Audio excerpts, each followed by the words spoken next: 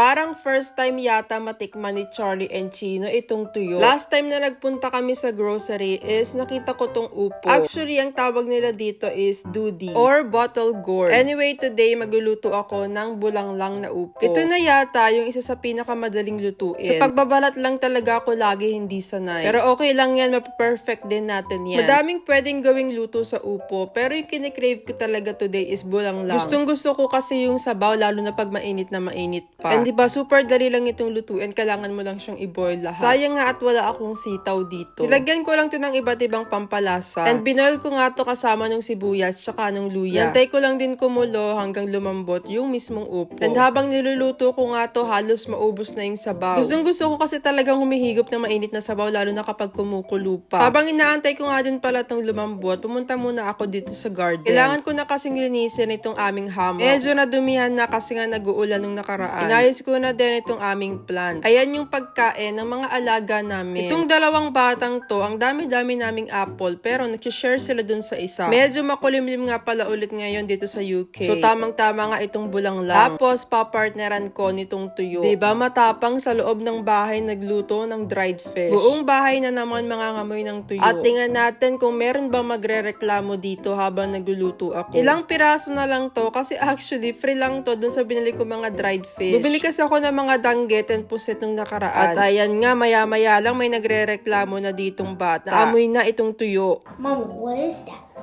It stinks! One.